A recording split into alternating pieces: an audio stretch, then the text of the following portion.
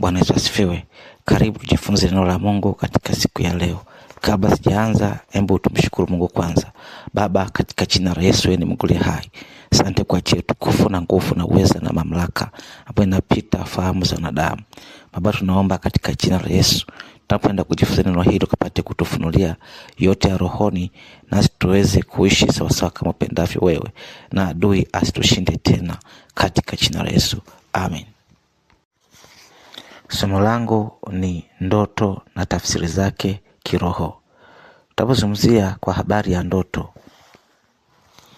ni mambo unaweza kuyaona wakati umelala, na wakati huo hakuna uhusiano kati walioko kwenye mwili na wewe ulilala. Kwa unaweza kuona mambo ya sirini katika ulimwengu wa roho ambayo katika ulimwengu wa mwili watu hawayaoni wala hawayasikii isipokuwa peke yako. Kimsingi mtu sio mwili, bali mtu ni roho ambayo inakaa ndani ya mwili. Kwa mtu huyu anapokuwa katika hali ya kulala kimwili, lakini kiroho anakuwa macho. Mara tu unapokuwa umelala, unaweza kujiona unatembea huko mahali, unaweza kuona unaongea na watu fulani. Kwa hiyo inaonyesha moja kwa moja kwamba mtu sio mwili, bali mtu ni roho yenye nafsi ambayo inakaa ndani ya mwili. Kwa mwili ni nyumba tu. Unaweza kuwa umelala lakini Mungu akaendelea kusema na wewe. Unaweza kuwa umelala lakini wachawi wakaendelea kusema na wewe. Unaweza kuwa umelala lakini mapepo anakuja kusema na wewe. Leo katika jina la Yesu tutakwenda kujifunza neno hili ukapate kufunguliwa katika jina la Yesu. Amen. Ndoto zipo nyingi ambazo watu wameota, ziko nyingi sana. Ukiangalia ndoto za kwenye Biblia sizo ambazo tunaota hivi leo. Bwana Yesu asifiwe sana. Hii inatuonyesha kwamba ndoto za zamani hazifanani kabisa na ndoto za leo. Lakini wewe kama unakaa unasubiri wote ndoto ya kufanana na ulioota katika Biblia, kwamba wote kwa habari ya Yusufu alivyoota ndoto, leo nakwambia kwamba ndoto zako ziko tofauti na watu wa kwenye Biblia. Watu waliota ndoto lakini zile ndoto zilikuwa na maana sawa sawa na maisha yao kipindi hicho. Lakini leo hii ndoto ambazo zinakuja katika maisha yako ni lazima ziendane na maisha yako. Kwa hauwezi ukachukua maana ile ambayo ile ndoto iliyofanyika kipindi cha zamani ukaileta katika maisha yako, wakati zamani tofauti, nyakati ni tofauti, na shughuli ambazo zinafanyika kila siku ni tofauti. Bwana Yesu asifiwe sana. Lakini leo tunaenda kujifunza habari za ndoto mbali ambazo watu wameweza kuota. Sasa tukuisikia, lakini tutachambua ndoto mojawapo kati ya hizo. Bwana Yesu asifiwe sana. Sasa kuna mtu umewahi kuota unakimbizwa. Kuna mtu umewahi kuota umelala na mtu usiyemjua. Kuna mtu umewahi kuota unakimbizwa na nyoka. Kuna mtu umewahi kuota unaogelea baharini. Kuna mtu umewahi kuota unapaa. Kuna mtu umewahi kuota. Ziko ndoto nyingi ambazo umeweza kuota, ningeweza kuziorodhesha zote, lakini ziko nyingi ambazo watu wanaota kila siku. Kuna mtu umewahi kuota unazaa, mwingine umeota unanyonyesha, mwingine unaota unalia, yuko mwingine ameota anakula chakula, yuko mwingine anaota yuko na watu wengi, anaongea na watu waliokufa, yuko mtu ameota yupo kwenye vichuguu, yuko mtu ameota yuko katika mazingira ambayo sio rafiki, mazingira machafu, mazingira ya chooni, mazingira ya kinyesi, yuko mtu ameota anapigwa kiboko, yuko mtu ameota anachoma sindano, yuko mtu ameota anaongezewa damu, yuko mtu ameota amekufa, yuko mtu ameota. Ziko ndoto nyingi ambazo tukaziorodhesha hapa, lakini kila ndoto ila maana yake kiroho. Lakini leo hii tunaenda kujifunza kwa habari ya ndoto ambazo watu wanaziota kuhusu nyoka.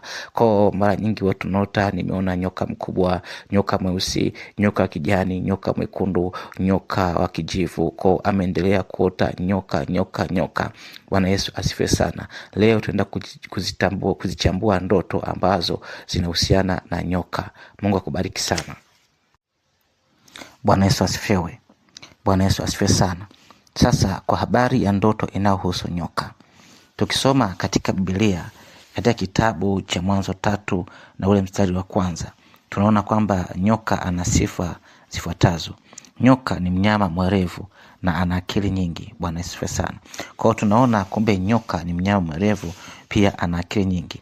Lakini pia sifa nyingine ya nyoka, nyoka ni mwongo, nyoka ni roho ya hila, nyoka ni roho ya uongo. Bwana Yesu sana. Hende kwa sifa nyingine, sifa nyingine ya tatu ya nyoka kiroho, tunaona kwamba nyoka kama ni mwongo, basi nyoka ana roho pia ya mafarakano, ana ugomvi. Bwana Yesu sana. Tunapoenda kujifunza tena katika sifa nyingine ya 4, tunaona kwamba nyoka ni roho ya mauti. Bwana Yesu asifiwe sana. Hayo tunaweza tukajifunza katika kitabu cha Mwanzo 3 na ule mstari wa 12. Nyoka ni mnyama pekee ambaye alimsababishia mwanadamu kupata mauti. Kwa hiyo zamani Adamu na Eva walipomkosea Mungu, kwa nyoka ndiye alihusika katika kumkosesha mwanadamu na kupata ile hukumu ya mauti.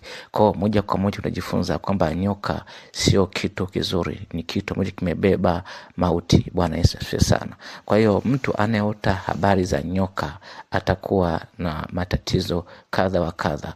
Kadri tunavyoenda kujifunza mahali hapa, utaenda kujua maana yake vizuri.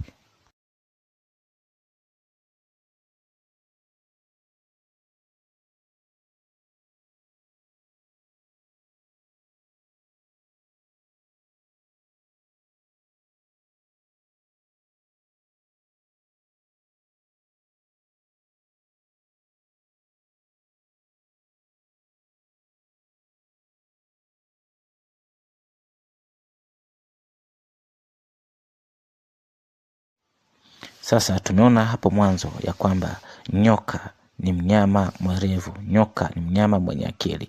Nyoka kiroho tukaona kwamba ni roho ya hila au roho ambayo inaonyesha roho ya uongo. Pia tukajifunza kuwa ni roho ambayo inaleta mauti. Bwana Yesu asifiwe sana. Kwa tunajifunza kwa habari ya Adamu na Eva kwamba walipomkosea Mungu kwa sababu ya kukoseshwa na nyoka, kwa hiyo mauti kaingia. Bwana Yesu sana. Mungu akawahukumu kwamba hakika watakufa kwa sababu wamekula mti wa matunda ya mti wa ujuzi wa mema na mabaya, katika kitabu kile cha Mwanzo 3 hadi mstari wa 15. Kwa utazipata hizo habari hapo. Lakini leo hebu tuone sasa pia nyoka kama shetani, nyoka kumfahamu kama shetani. Bwana Yesu sana. Shetani ni adui wa Mungu. Maana shetani manake ni adui wa Mungu. Kabla hajawa shetani alikuwa malaika mkuu wa sifa huko mbinguni. Tunazipata hizi habari katika kitabu cha Ezekieli 28 na mstari wa 14 hadi wa 15.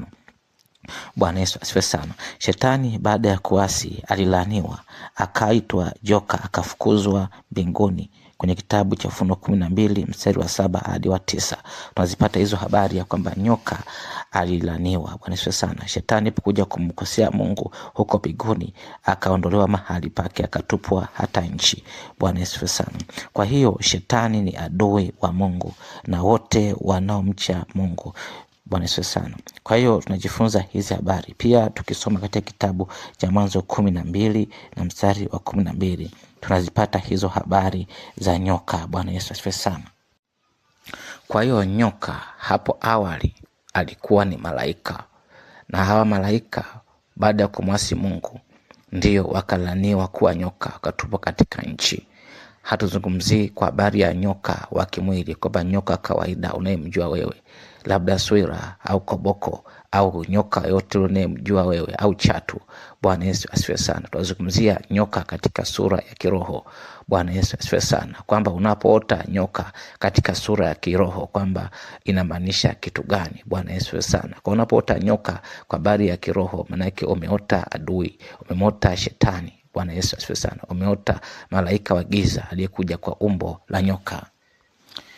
Sasa kama unaota nyoka anakukimbiza, kama unaota nyoka amekufunga miguu, kama unaota kuna nyoka unagombana naye, kama unaota kuna nyoka amejificha kwenye shimo, maana yake ni kwamba kuna adui anayekukimbiza.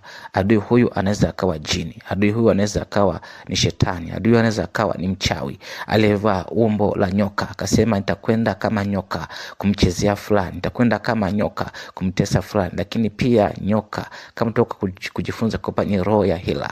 Weno hakika kama unaota nyoka, wewe maisha yako yanakuwa ni ya kusingiziwa, yanakuwa ni ya kuonewa, maisha yako ni ya kudharauliwa, maisha yako yanakuwa ni ya kusingiziwa maneno. Bwana Yesu asifiwe sana. Kwa hiyo inakuwa ni roho ya hila inayokutafuta, inakufuatilia. Unakuta hii ni roho ambayo inapambana na hatima yako. Unapata kazi, inatafuta namna kuharibia kazi. Unatafuta kibali, lakini inatafuta namna kukuondolea kibali. Lakini leo tunaenda kushughulika katika jina la Yesu Kristo na kila idara ya mashetani inayoshambulia maisha yako, wanaotesa ndoa yako, wanaotesa kazi yako. Leo katika jina la Yesu Kristo lazima wapigwe na wakuachie katika jina la Yesu. Amen. Tumeona ya kwamba nyoka ni adui ambaye anakuja katika sura ya kuvaa umbo hilo la nyoka, kwamba akupumbaze wewe, kwamba usiweze kumtambua katika sura yake. Bwana Yesu sana. Sasa unaweza kufanya maombi ya kumfunua. Sema kwa jina la Yesu: ewe adui, kuanzia leo hautavaa umbo la nyoka kunishambulia. Nitakujua kwa sura yako halisi. Kama ni binadamu, nitakujua kwa jina lako halisi, kwa jina la Yesu Kristo. Mtu yeyote hatajigeuza sura kunishambulia kwa njia ya ndoto kuanzia leo, kwa jina la Yesu. Amen. Sasa shetani anaweza kujifunua kwako kama nyoka, akiwa na maana ya kwamba ni mizimu ya baba yako. Hasa unaweza kukuta zamani za kale babu zako walikuwa wakitoa sadaka kwa miungu, walikuwa wakitoa ng'ombe, mbuzi kwenye majoka makubwa, kwenye chatu na vitu vingine. Kwa sasa hawa wanapotaka kuja kusema na wewe, wanakuja kwa umbo la nyoka.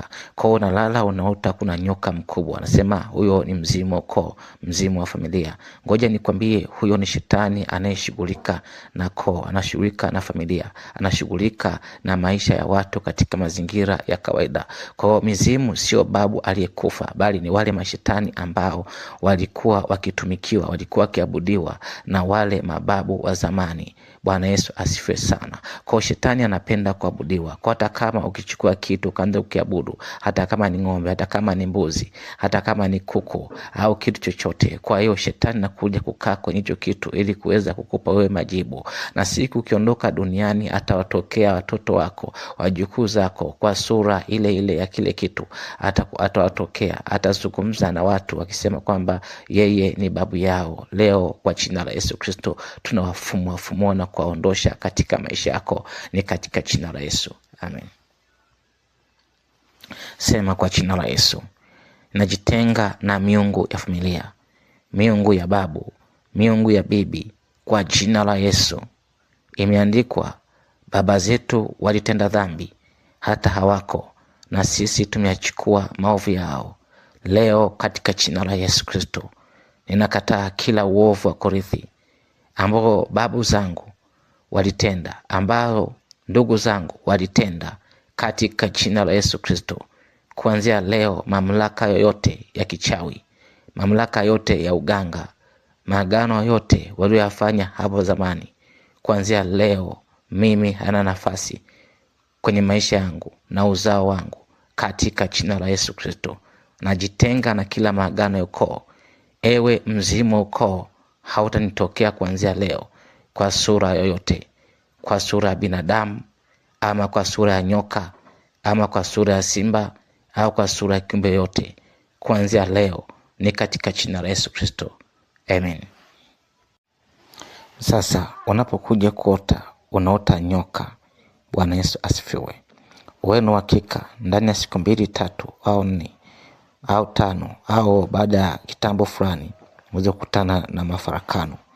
Sasa tunasema mafarakano maana yake ni ugomvi. Unaibika ugomvi ambao ni mkubwa sana, kusumbua fahamu zako, kusumbua maisha yako. Kimsingi anakuwa ni nyoka yule uliyemwota.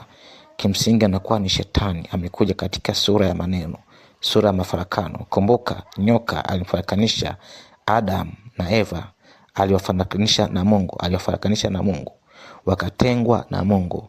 Bwana Yesu asifiwe sana. Kwa hiyo nataka nikwambie kwamba nyoka, ukiota nyoka, tafsiri yake ya kwanza ni maneno, ni mafarakano. Tafsiri yake nyingine pia ni ugonjwa. Tafsiri yake nyingine pia ni mauti. Kwanza kunashangaa kuna roho ambayo inakufuatilia ili kuharibu maisha yako. Unashangaa hata kama ukifuga mifugo inakufa, ukianza biashara inaishia njiani. Lakini leo katika jina la Yesu Kristo, kila nyoka anayetawala maisha yako leo afungashe vilago, akuachie kwa jina la Yesu. Bwana Yesu sana. Kwa unashangaa unapata mahusiano, unapata mchumba, unashangaa baada ya muda mahusiano yanavunjika. Kuna roho ya nyoka inayotesa maisha yako. Kuna roho ya hila inayotesa maisha yako. Leo ishindwe na itoke katika jina la Yesu. Amen. Sasa kama nilivyotoka kusema kuwa mizimu sio babu waliokufa, bali ni mashetani ambao walikuwa wakiabudiwa na wale mababu. Bwana Yesu asifiwe sana.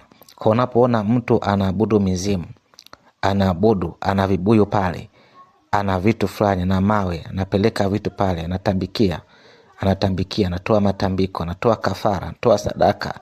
Zile sadaka ni kwamba anazipokea shetani. Bwana Yesu asifiwe sana. Shetani huyu ni mfumo wa sura ya mizimu. Kwa hiyo sura ya mizimu manake ni miungu inayojishughulisha na maisha ya wanadamu. Lakini leo katika jina la Yesu tunasema kinyume cha kila shetani ambaye anatesa maisha yako, kila pepo anayetesa maisha yako, kila shetani alijitambulisha kwako kama ndugu, alijitambulisha kwako kama babu, kama bibi ukoo, kama shangazi, kama kaka ukoo, leo katika jina la Yesu wafungashe vilago, waondoke. Mashetani hao wamepumbaza sana familia. Unakuta anapandisha mmoja mashetani anasema wanataka uganga, wanataka awe mganga. Bwana Yesu sana. Leo tunapiga kila mzimu, kila shetani na kila misheni yao ya kutesa familia katika jina la Yesu Kristo. Yeyote ambaye anatesa familia yako, awe shetani wa aina gani, leo kwa jina la Yesu lazima ng'oke. Achie ndoa yako, achie watoto wako, achie kazi yako, achie uchumi wako katika jina la Yesu Kristo. Sasa maana nyingine ya ndoto ya nyoka. Nyoka ni roho ya mashtaka. Kumbuka nyoka alimshtaki Mungu kwa Adamu na Eva. Bwana Yesu sana. Akamwambia ati Bwana Mungu amewazuia kula matunda ya mti ujuzi mema na mabaya, kwamba siku mkila mtakufa. Ina maana alimletea shaka Eva kwamba asimwamini Mungu. Bwana Yesu asifiwe sana. Kwa tunajua kwamba shetani ni mshtaki wa ndugu. Kwa wewe kama unaota nyoka kila siku, manake wewe kesi haziishi, kusingiziwa hakuishi, maneno yasiyofaa unakuta na kufuata mara kwa mara. Leo katika jina la Yesu Kristo, kila roho ya nyoka, roho ya kukosa kibali, roho ya kudharulika, roho ya maneno, roho ya kufuatwa, leo kwa jina la Yesu Kristo itoke na ikuachie katika jina la Yesu Kristo. Waondoke kazini kwako, waondoke kwenye ndoa yako, waondoke kwenye biashara zako, waondoke kwa jina la Yesu Kristo. Na wale wote ambao walikuwa ni watu sahihi katika maisha yako, ambao waliondolewa na huyu nyoka, leo katika jina la Yesu Kristo malaika upatanishwa akupatanishe nao tena kwa jina la Yesu Kristo. Tunaamuru mahusiano yaliyokuwa yamevunjika, ambayo yalikuwa ni mahusiano mema, yakapate kurejea tena kwa jina la Yesu. Tunaiondoa hiyo roho ambayo inatesa familia yenu, tunaiondoa hiyo roho ambayo inatesa ndoa yako, tunaondoa hiyo roho ambayo inatesa watoto wako katika jina la Yesu Kristo. Amen. Baada ya kujua maana tofauti za ndoto ya kuota habari za nyoka, hebu basi tuone jinsi ambavyo shetani anatenda kazi. Huyu shetani aina ya nyoka. Bwana Yesu asifiwe sana.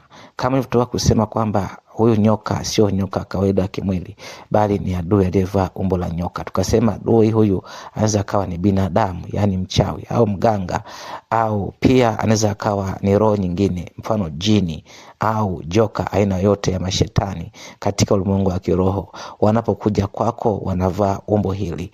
Bwana Yesu asifiwe sana. Sasa leo tunaenda kuvunja na kuharibu kwa jina la Yesu kila maumbo ambayo shetani anatumia kukushambulia kwa njia ya ndoto katika jina la Yesu. Tunaenda kuondoa kila vitu vibaya ambavyo wamekuwekea, ambavyo vinakufuatilia, ambavyo vinakukimbiza. Unakuota nyoka anakukimbiza, unaota ndoto nyoka anakukimbiza. Leo katika jina la Yesu Kristo, yeyote anayekimbiza maisha yako, amekufanya wewe kuwa mtu usiyekuwa na kikao, kuwa na mtu asiyekuwa na maeneo ya kutulia na kufanya kazi zake. Umekuwa ni mtu wa kuhamahama, umekuwa ni mtu asiyekuwa na kipato, umekuwa ni mtu ambaye akili yake hujatulia. Unakuta kila mahali umechukiwa, kila mahali ukienda unajikuta umejitenga. Leo tunaagiza kwa jina la Yesu Kristo, jeshi la malaika lishuke na kumkatakata huyo nyoka anayetesa maisha yako, ni katika jina la Yesu. Amen. Sasa nyoka huyu ambaye ni asili yake kwamba ni adui anayejificha, nyoka anayejificha shimoni, nyoka anayekukimbiza, kwa ni adui ambaye anaharibu maisha yako kwa siri. Bwana Yesu asifiwe sana. Sasa hawa ni mizimu, hawa ni miungu ambao wanadai sadaka kutoka kwako, wanadai ili waweze kufanya patano na wewe, wanatafuta maagano. Kwa hiyo wanaingia kukutesa wewe kwa sura hiyo ya nyoka. Bwana Yesu asifiwe sana. Kwa hiyo unaweza kuwa umeajiriwa, kwa hiyo nyoka huyu anaingia ndani ya bosi. Unashangaa bosi kila siku maneno, kila siku anakufanyia visa, kimsingi anakuwa sio huyo bosi, bali ni huyu nyoka anaingia ndani yake ili kuharibu maisha yako. Kwa hawa mashetani wanaingia ndani ya watu, na wao watu wanaanza kuwa kama maagenti ya kutesa wewe, kuwa mawakala wa kutesa maisha yako. Kwa hiyo kuna mashetani ambao wanatenda kazi. Unaweza kuona ni binadamu kabisa lakini kaingiwa na shetani. Unaweza kumuona ni rafiki yako kabisa lakini kaingiwa na shetani. Unaweza kumuona ni ndugu kabisa, ni mjomba huyu, ni baba huyu, ni mama huyu, lakini kaingiwa na shetani. Bwana Yesu asifiwe sana. Unashangaa ni mtoto wako kabisa lakini hamuelewani. Nini? Huyu ni shetani wa ngazi ya nyoka. Kwa hawa ni mizimu, hawa ni majoka, hawa ni mashetani ambao wanaingia kwa ajili ya kuvuruga familia na kufanya ukose amani. Leo katika jina la Yesu Kristo tunawasambaratisha na kuang'oa katika maisha yako kwa jina la Yesu. Amen. Yesu alichungulia rohoni, akaona kwamba shetani katika umbo la nyoka ndiye anayetesa maisha ya watu. Akawaambia wanafunzi wake katika kitabu cha Luka 10 na ule mstari wa 19, tazama nimewapa amri ya kukanyaga nyoka na nge na nguvu zote za yule adui, wala hakuna kitakachowazuru. Kwa Yesu alijua kabisa shetani katika umbo la nyoka ndio shetani ambaye anatumia nguvu nyingi kutesa kanisa, kutesa watu. Unakuta anafarakanisha kanisa. Bwana Yesu asifiwe sana. Kwa ukiona kanisa ina mafarakano, kanisa halina umoja, watu wanakuta wanagombana, ndani ya kesa ile hakuna upendo, anakuwa ni nyoka huyu anatenda kazi katika hilo kanisa. Anafarakanisha waimba kwaya, wapiga mziki na wengine wote mle kanisa, nakuta kuna roho ya mafarakano. Kwa hiyo huyu ni shetani ngazi ya joka. Leo katika jina la Yesu Kristo tunamkatakata na kumuondosha katika jina la Yesu Kristo. Bwana Yesu asifiwe sana. Sasa tutaenda kuomba. Sema, Baba Mungu, katika jina la Yesu, asante kwa ajili ya neno lako. Wewe ni Mungu uliye hai. Nimelisikia neno lako leo ya kwamba huyo nyoka anayekuja kutesa maisha yangu kwa njia ya ndoto sio nyoka, kwamba ni shetani. Leo kwa jina la Yesu Kristo ninakusanya maumbo yote ambao shetani anatumia kunishambulia. Ninakuvua sura zako zote na kuziharibu kwa jina la Yesu. Ninakufunga kuanzia leo, hautatumia umbo hili la nyoka kunitesa kwa jina la Yesu Kristo. Na katika maeneo yote ulipoingia kama roho ya hila, kama roho ya uongo, kama roho ya kusingiziwa, ukaingia ndani ya watu wangu wa karibu, katika jina la Yesu Kristo nanyunyiza damu ya Yesu katika watu hao, katika fahamu zao, katika masikio yao, katika mioyo yao. Ninawalinda kwa damu ya Yesu. Ninakung'oa shetani katika maisha yao, katika fahamu zao, katika jina la Yesu Kristo. Ewe nyoka, ewe mzimu wa ukoo, ewe mzimu wa familia, unayedai sadaka kwangu, unayedai kipato changu, ninakuamuru kwa jina la Yesu Kristo, mali yangu, fedha zangu ni mali ya Bwana, ni mali ya Bwana, sio mali yako shetani. Katika jina la Yesu Kristo, mimi na nyumba yangu tutamtumikia Bwana, mali yangu itamtumikia Bwana. Ewe shetani, hama kwenye kazi yangu, hama kwenye ndoa yangu, hama kwenye uchumi wangu, hama kwenye afya yangu kwa jina la Yesu Kristo. Ninakataa kila roho ya mateso ambayo inanitesa kuanzia leo kwa jina la Yesu. Amen. Kwenye kitabu cha Yohana 10 mstari wa 10, Imeandikwa, mwivi haji ila aibe na kuchinja na kuharibu. Mimi nalikuja ili wawe na uzima, kisha wawe nao tele. Kwa hiyo shetani kazi yake ni kuharibu. Bwana Yesu sana. Kuharibu mimba, kuharibu kazi, kuharibu ndoa, kuharibu biashara, kuharibu afya ya mtu. Leo katika jina la Yesu Kristo tunamfurumua na kumuondosha kwa jina la Yesu. Unashangaa dada umebeba ujauzito. Baada ya miezi kadhaa mimba inatoka. Ni kwamba ni nyoka yuko ndani anagonga watoto wako. Anagonga, ndio maana mimba inatoka. Leo katika jina la Yesu Kristo, kila nyoka aliyevaa umbo ya roho ya mauti anayefanya wewe kufanya abortion, leo kwa jina la Yesu Kristo afungashe vilago na achie maisha yako kwa jina la Yesu. Kuna shanga hawa ni mizimu ambao wanakula watoto wako, wanakula ujauzito wako. Leo katika jina la Yesu Kristo, kila mzimu unaodai sadaka ya mtu, sadaka ya mimba, sadaka katoto kachanga, leo kwa jina la Yesu Kristo, kila mzimu tunausambaratisha na piga kwa moto kwa jina la Yesu Kristo, na walipua na yale magano na zile sadaka zao na ziwasha moto katika jina la Yesu Kristo. Kwa hiyo unashangaa, hii ni roho ya mauti ambayo inaingia ndani ya tumbo la mwanamke kwa ajili ya kuharibu mimba, kwa ajili ya kuharibu ujauzito katika jina la Yesu Kristo. Leo tunang'oa kila roho ya mauti iliyokaa ndani ya tumbo lako wewe mwanamke. Kila roho ya mauti inayoingilia mfumo wako wa siku ndani ya tumbo lako kwa jina la Yesu. Tunaachilia moto, tunashambulia katika jina la Yesu. Amen. Kama huwa unaota ndoto hizo mara kwa mara, ndoto za nyoka, embo shika kichwa chako na kwenda kuomba sahihi. Baba Mungu, katika jina la Yesu Kristo mwana wa Mungu hai, tazama mtu huyu ambaye ni kazi ya mikono yako. Kila siku anaota habari za nyoka, nyoka anamkimbiza, anaota nyoka amejificha, anaota vitu vibaya, anaota mara nyoka yupo kwenye mti, anaota chatu mkubwa, anaota vitu vibaya. Leo katika jina la Yesu Kristo, kila shetani anayevaa maumbo ya kumtesa kwa njia ya ndoto, ninalipua kwa jina la Yesu. Katika jina la Yesu Kristo, kila nyoka ulokaa ndani ya uso, unafanya mtu uso wake kuwasha, unafanya mtu kukataliwa, unafanya mtu kuzomewa, unafanya mtu kukosa kibali, ewe nyoka, na kuapisha kwa jina la Yesu. Achia uso wake kwa jina la Yesu. Ewe jini, ewe jini, joka ulokaa kwenye kizazi, joka ulokaa kwenye kifua, joka ulokaa kwenye miguu, joka ulokaa kwenye mikono, na kuapisha kwa jina la Yesu. Achia maisha yake kwa jina la Yesu. Inachilia moto wa Mungu aliye hai. Kila nguvu ya giza inayotesa maisha ya mtu huyu, inayotesa maisha ya baba huyu, inayotesa maisha ya mama huyu, inayotesa maisha ya kijana huyu, inawaamuru kwa jina la Yesu. Enyi madhabahu, madhabahu za mauti, madhabahu za magonjwa, madhabahu za laana, madhabahu za kifo, ewe madhabahu, kwa jina la Yesu, unemtembelea kwa sura ya nyoka, mtembelea kwa sura ya nyoka, kumbe mnadai kafara, kumbe mnadai damu, inawapisha kwa jina la Yesu. Kila roho inotesa maisha ya mtu huyu, inotesa ndoa yake, inotesa kazi yake, inotesa watoto wake, na kuwapisha kwa jina la Yesu. Pigo wote kwa jina la Yesu.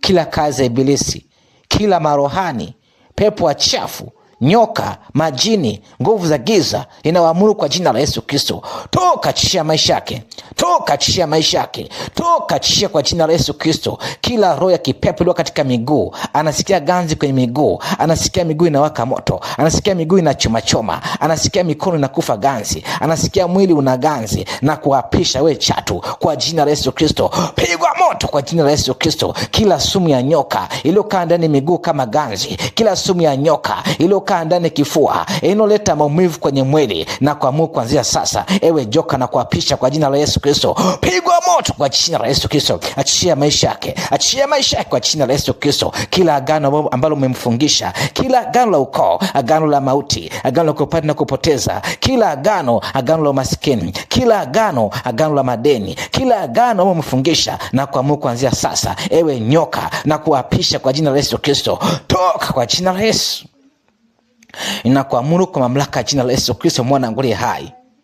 Ewe nyoka unemfuatia mtu huyu, Ewe jini umfuatia mtu huyu, ewe mzimu umfuatia mtu huyu, ewe shetani uliokaa kwenye kazi yake, uliokaa kwenye ndoa yake, uliokaa kwenye biashara yake, uliokaa kwa ndugu zake, umemfanya kataliwe, umemfanya aonewe, ewe nyoka, na kuapisha kwa jina la Yesu, pigwa moto kwa jina la Yesu. Achia kifua chake, achia moyo wake, achia macho yake, achia masikio yake. Wewe nyoka uliokaa kwenye masikio, umemfanya kuwa mtu asiyesikia vizuri, anasikia mashine zinasaga kwenye masikio, anasikia kelele nyingi kwenye masikio yake, na kuapisha wewe nyoka, achia masikio yake, pigwa moto kwa jina la Yesu Kristo. Na kuamua kuanzia sasa uliozuia baraka za kusikia, maana imeandikwa na baraka hizi zote zitakujilia kila usikiapo sauti ya Bwana Mungu wako. Ninyi mmemfunga masikio kwamba asisikie habari njema juu ya kazi yake, juu ya ndoa yake, juu ya hatima yake, juu ya afya yake. Kuna kuamuru katika jina la Yesu Kristo, ewe shetani kwenye masikio, fungasha vilago, toka kwa jina la Yesu.